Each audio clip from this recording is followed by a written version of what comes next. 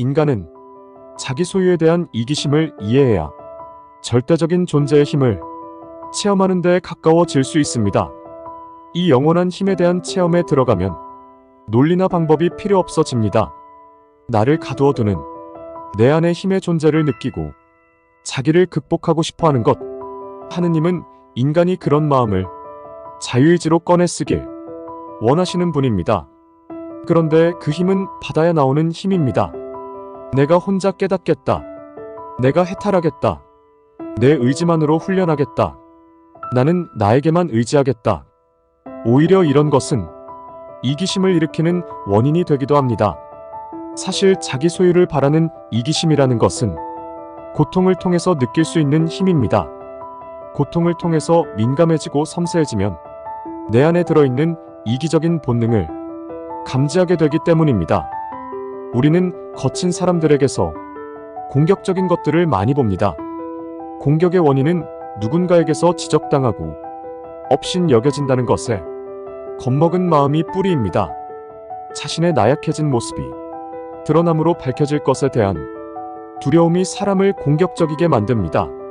스스로 고집을 부리고 화가 날 때 그것을 잘 관찰해야 합니다. 인간관계에서 나를 힘들게 하는 상황이 있고 어떤 사람이 있다면 내가 그 상황에서 자유롭거나 여유롭지 못할 때 우리는 긴장하게 되고 공격적으로 된다는 사실을 기억해야 할 것입니다. 우리의 본 모습이 그것이 아니라는 것을 알고 있다면, 그래서 이런 심리에서 해방되려면 우리는 마음 안에서 여유로움을 느껴야 합니다. 강인한 마음의 풍요로움, 그것은 우리를 자유롭게 해주는데 큰 힘이 됩니다. 누가 나를 억누른다는 생각에 눌리지 않겠다는 반작용의 표현으로 공격적으로 되는 것은 사실 약하다는 표시이기도 합니다.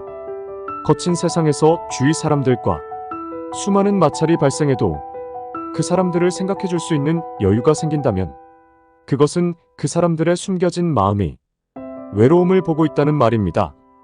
어떤 이기적 공격을 받는 상황 속에서도 그 사람의 두려움을 생각해 주고 있다는 뜻입니다.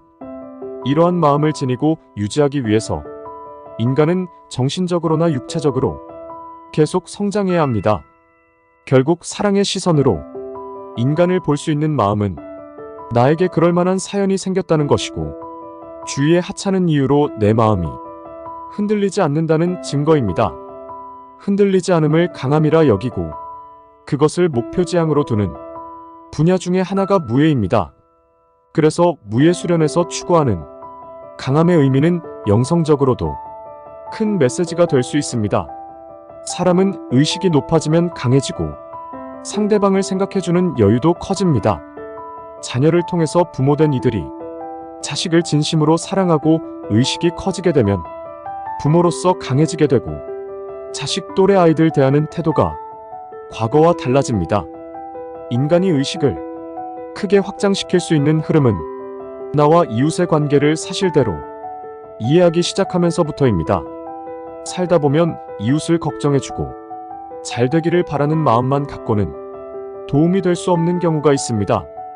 이때는 기도와 지향과 식별을 통해서 부족한 부분을 채울 수 있습니다.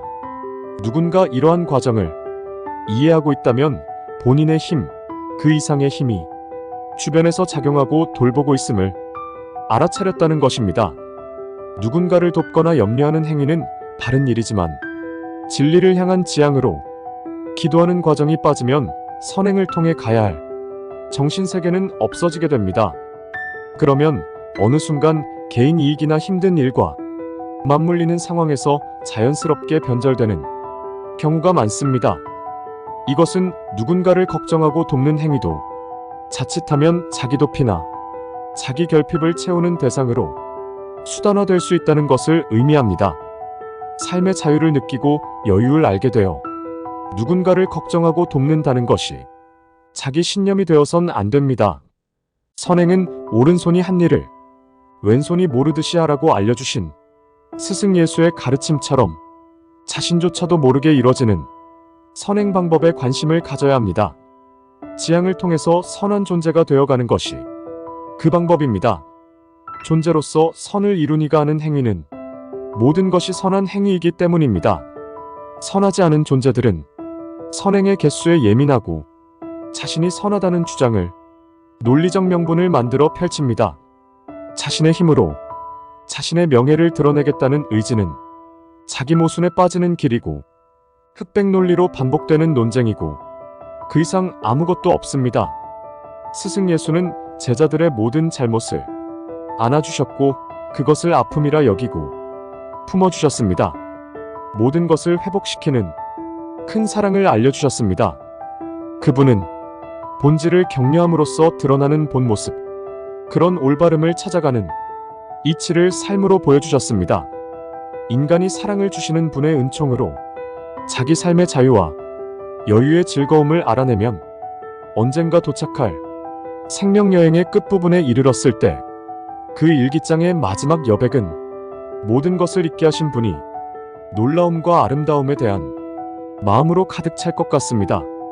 모든 마지막을 항상 새로운 시작으로 이끄시는 사랑의 하느님을 경험하고 마침표가 끝이 아니고 새로운 희망이게 하시는 자비의 하느님을 알게 되었기 때문에 인간은 어떤 마지막에서도 설레이게 되고 감사하게 될 뿐입니다. 누구라도 스승 예수를 통해 드러난 하느님의 사랑을 믿고 그 전능하심을 믿는다면 삶의 어느 방향에서 헤매더라도 절망할 필요가 없습니다. 나에게 주신 진실과 방향이 있음을 믿고 그것을 찾아 하루하루 즐겁게 묵묵히 걸어가면 되기 때문입니다.